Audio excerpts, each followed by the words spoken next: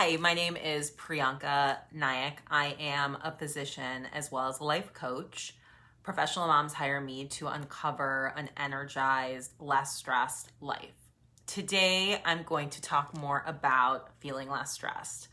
Before I get started with that, if you're watching live, can you type in hashtag live in the comments? If you're watching later, if you can type in hashtag replay, that would be super helpful. Give it a heart instead of a thumbs up. That helps it reach more people because hopefully this information is useful.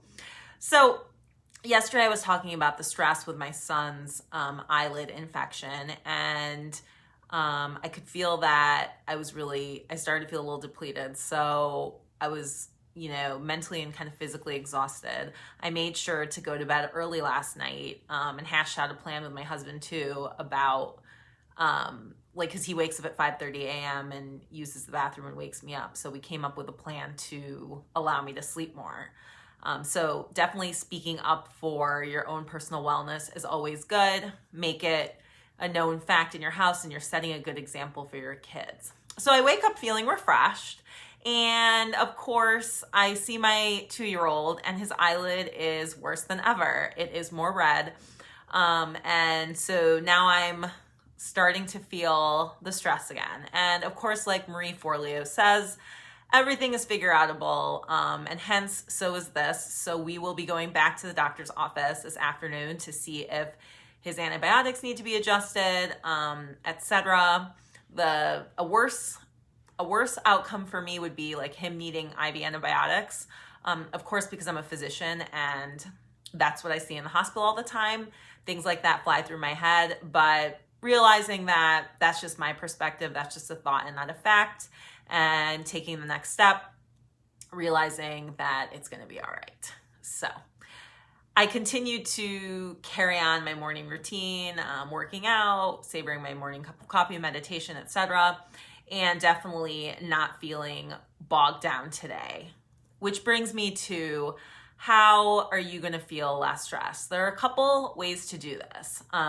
One is offloading the stress.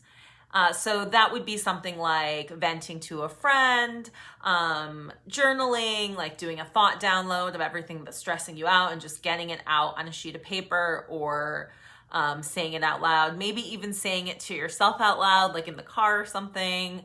I like calling a friend. I find that to be useful. So that's one way. The other way is to fuel yourself. So when you're tired, see if there's a way to maybe squeeze in some extra sleep. That's always very restorative. Another way is to get some fresh air outside and get in touch with nature. Take a 5-minute walk. That can be very rejuvenating. Notice the trees, feel the breeze on your face.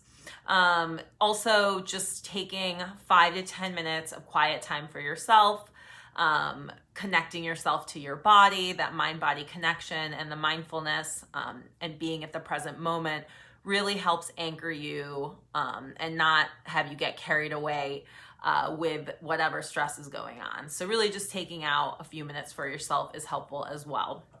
Nourishing yourself with a good meal, let's say, a nourishing meal, healthy foods, or I always find a Starbucks latte is a big treat for me if I'm having a rough day, and always perks me up.